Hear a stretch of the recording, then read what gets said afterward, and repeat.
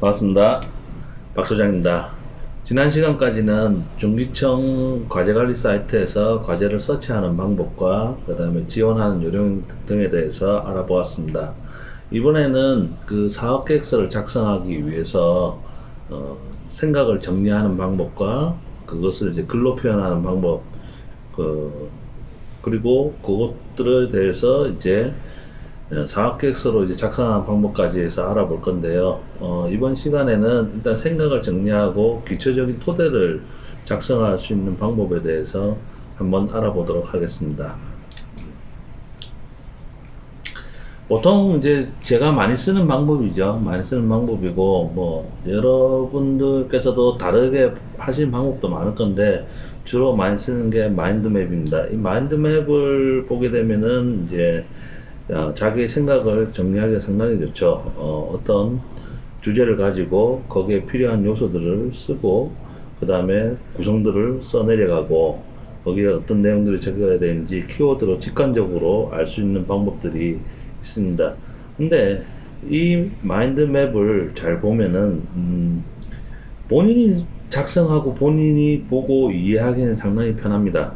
그러나 사업계획서 목적에 비추어 봤을 때 타인을 설득하고 이해를 시켜야 되는 과정이 있기 때문에 이것을 가지고 다시 한번 재정렬이 필요하죠.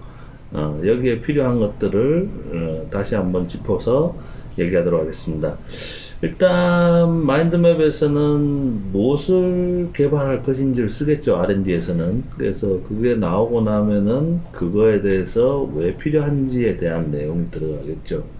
필요성과 그 다음에 구성 요소 뭐 어떤 것들을 개발할 건지, 그리고 그 개발이 어떤 한 팀에서만 다 할 수 있는 건 아닐 겁니다. 그러다 보면은 컨소시엄 구성도 해야 될 거고, 그러다 보면 어떤 협력자들이 필요한지도 써봐야 될 겁니다. 그리고 어떻게 어디까지 업무 분장을 나누고, 그 다음에 어떻게 조합해서 완료를 할 것인지, 기간은 어느 정도, 비용은 어느 정도, 그 다음에 여기 보신 것처럼 이제 그러한 것들을 키워드로 작성을 좀 해볼 필요가 있습니다. 저 같은 경우는 머릿속에 있는 내용들을 서술적으로 계속 쓰다 보면은 다음 요소에 대한 것들을 구성했다가 잊어버리는 경우가 많습니다. 그래서 간단한 단어로, 키워드로 나열을 하죠. 그렇게 해서 정리를 한 다음에 또 가지를 뻗어서 구성들을 쓰고, 그 다음에 어떻게, 만들어 간다는 것들을 이제 좀 써놓습니다. 그렇게 해서 이렇게 마인드 매핑을 완성하게 되면은 이것은 이제 개인이 본인이 보기에 상당히 편한 매핑이 되겠죠. 그렇지만은 이걸 그대로 어떤 다른 사람한테 보여준다면은 좀 이해하는데 시간이 많이 걸립니다. 사업계획서 작성에서 가장 중요한 거는 평가하신 분들이 짧은 시간 내에 그 작성하신 사업계획서들을 읽고 이해하고 평가를 내려야 되기 때문에 임팩트가 있어야 되고요. 그 다음에 이해도를 상당히 높일 수 있어야 되고, 근거가 명확해야 되고, 그 다음에 글이 좀 서술보다는 개조식으로 짧게 써주는 게 좀 유리합니다. 그렇게 해서 글 자체 짜임새도 좀 도식화처럼 보일 수 있게 해주는 것이 이해하기가 상당히 편하죠. 그래서 마인드 매핑은 여러분들께서 아이디어를 정리하는 단계라고 보시면 됩니다.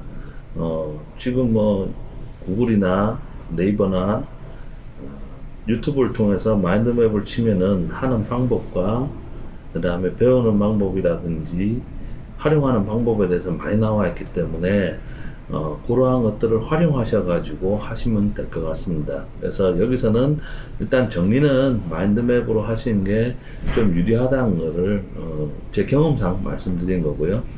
그 다음은 우리가 이 사업계획서 쓰는 목적을 볼 때 우리는 논리적인 글을 써야 됩니다. 문학적인 글과 논리적인 글을 두 개 크게 나누었을 때, 문학적인 글은 어떤 타인과의 공유화, 그 다음에 개별화, 그러다 보니까 감수성이나 상상력을 자극하는 글을 쓰지만은 우리가 사학계획서를 쓰는 거는 이제 타인의 이해와 소통이 필요한 부분이죠. 그러다 보니까 감수성이나 상상력을 자극한 것보다는 상당히 이해가 가기 편한 논리적인 글을 써야 됩니다. 논리적인 글에서 보통 우리가 나눠지는 게 이제 추론의 방법이 나오게 되죠. 뭐 연역적 추론과 기납법적 추론, 그다음에 변증법적 추론이 있는데 추론의 방법에 대해서는 더 자세히 나와 있는 것들이 많습니다. 유명 강사분들께서 강의하신 내용도 유튜브에서 찾아보시면 쉽게 찾을 수 있기 때문에 저는 기본적인 내용만 이야기하고 넘어가겠습니다. 변증법적인 내용은 빼고요. 기납법하고 연역법에 대한 부분을 가지고 얘기를 하는데 기납법은 특정한 예로부터 일반화를 만드는 명제를 일반화로 하는 부분이고요. 반대로 영역법은 일반화로부터 해서 구체적인 사례로 들어가는 부분입니다. 특히 이걸 크게 나눠서 보면은 과학 쪽에서는 기납법을 많이 써서 논리를 풀어가고요. 그 다음에 연역법은 수학 쪽에서 많이 쓰게 됩니다. 그래서 우리는 글을 쓸 때 회사에서도 마찬가지로 꼭 사업계획서뿐만이 아니라 보고서를 쓰거나 기획서를 쓸 때도 기납적인 방법을 추천드립니다. 이렇게 썼을 때 한 장짜리 기획서에서 100페이지, 200페이지 기획안까지 충분히 작성하실 수가 있습니다. 그렇기 때문에 뭐 기납법인 특징에 대해서 한번 알아보면은 예시가 있죠. 여기 지금 나와 있는 화면에 보시면은 예시가 있는데 뭐 소크라테스는 죽었다, 공자도 죽었다, 석가도 죽었다. 소크라테스와 공자와 석가는 인간이다. 그러므로 모든 인간은 죽는다. 이게 개별적인 예로부터 해가지고 모든 인간은 죽는다는 일반화적인 결론을 도출했습니다. 그래서 이러한 부분을 사실을 가지고 다른 상황까지 일반화시켜서 쓰는 방법이라고 보시면 됩니다. 연역법은 일반화로부터서 구체적인 사례를 적용합니다. 거꾸로 가죠. 인간은 모두 죽는다. 소크라테스는 인간이다. 그러므로 소크라테스는 죽는다. 이제 구체적인 대전제 속에서 구체적인 내용으로 데려갑니다. 과학적인 부분에서는 이제 기납법적인 추론을 많이 쓰게 되죠. 이러한 부분에서 이제 어떤 방법을 가지고 여러분들이 마인드 매핑에서 나온 내용들을 일단 키워드로 쓰고 추론은 기납적 방식으로 추론해서 결론을 먼저 도출한다. 그리고 글의 배치는 결론, 이유, 증명, 결론, 강조 이런 식으로 사학계획서 쓰실 때 적용하시면 됩니다. 물론 기획서나 보고서를 쓰실 때도 이러한 방법으로 쓰셔도 무방합니다. 자, 예를 들어서 뭔가 A를 개발하고 싶다. 나는 뭐가 특화된 A라는 것을 개발하겠어요 라고 했을 때 밑에 배치해 보면은 첫 번째 이유가 나올 겁니다.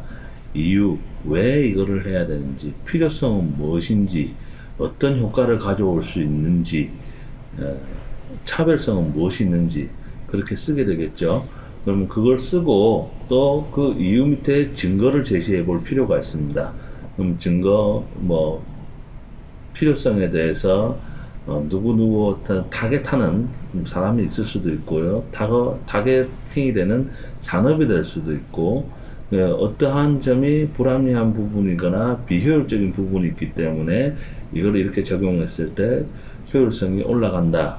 근데 그 증거 속에서는 가급적이면은 수치적인 자료가 좀 들어가지는 게 필요하겠죠. 숫자로. 그래서 여러분들께서 이제 관련돼서 논문이나 그 다음에 사업 보고서 어떤 파트에 비슷한 부분이 있다 그러면은 그 부분에 이제 사업 보고서도 우리가 쉽게 찾을 수가 있습니다.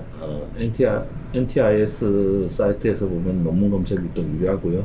이제는 지금 검색 사이트에서 논문은 잘 나옵니다. 그래서 구글이나 이런 걸 통해서 논문을 찾아보실 수도 있고, 그와 또 관련해 가지고 특허 자료도 검색하기가 용이해졌죠. 네, 그러한 부분에 대해서 필요한 부분 인용할 수도 있고, 그 다음에 효과를 거기서 증명한 경우도 있습니다.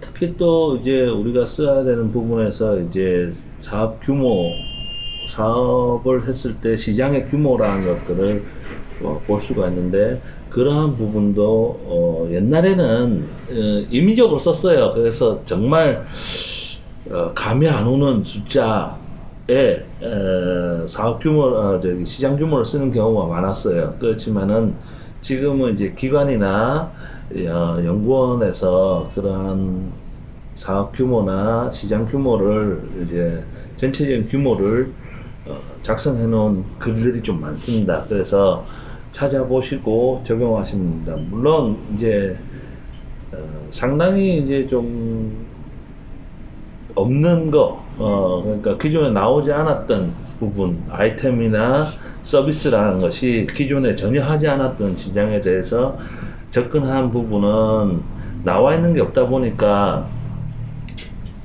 적응하시기가 힘드신데, 그러한 경우에도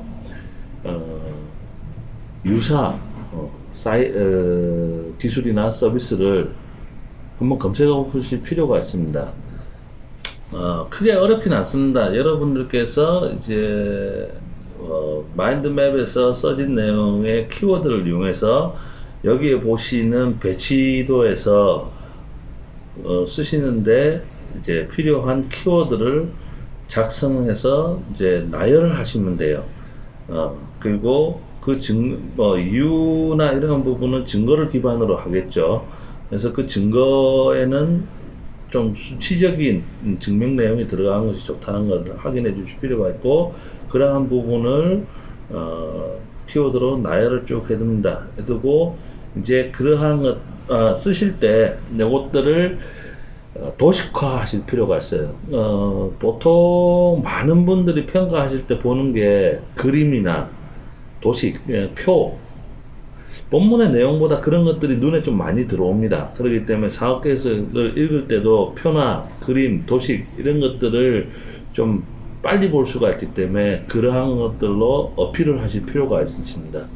그래서 하나의 도표의 뭐 필요성, 그 다음에 차별성, 기존 기술의 문제점, 그 다음에 해결 방법 이런 것들을 표로 나눠서 하나의 표에 도식화식으로 그려나가도, 그림과 함께 간단한 키워드로 작성하셔도 한 페이지 안에 내용을 전달하실 수가 있을 겁니다. 한 장짜리에서 누구나 그럴 겁니다. 한 장짜리나 두 페이지 내에서 어떤 흥미를 끌 수 있게 만들어줄 필요가 있죠. 그래서 그 흥미가 생기면은 그 다음에 좀 더 디테일한 자료를 보고 싶다 할 때 서브 자료들이 다시 들어가고 보고서 양은 또 늘어나겠죠. 그렇게 해서 이제 그 자료를 준비하다 보면은 또 증빙하는 부분에 있어서 수많은 자료들이 들어갈 겁니다. 그럼 그것들을 또 그 밑에 서브로 준비해 두시고, 그 중에서 중요한 핵심 내용은 또 인용을 통해 가지고 보고서 안에 기록을 하겠죠. 이렇게 조금씩 살을 붙이다 보면은 한 장짜리 기획서나 사업계획서가 이제 100페이지, 200페이지까지 넘어갈 수가 있게 되는 겁니다. 그래서 일단까지 지금까지 글쓰기 구체화와 배치까지 봤습니다. 요 부분에 끝나고 다음 시간에는 사업계획서에서 필요로 하는 내용이 뭔지 잠시 또 검토하는 시간을 가지도록 하겠습니다. 시청해 주셔서 감사드리고요. 빠른 시간 내에 또 다음 내용을 업로드 할 수 있도록 하겠습니다. 감사합니다.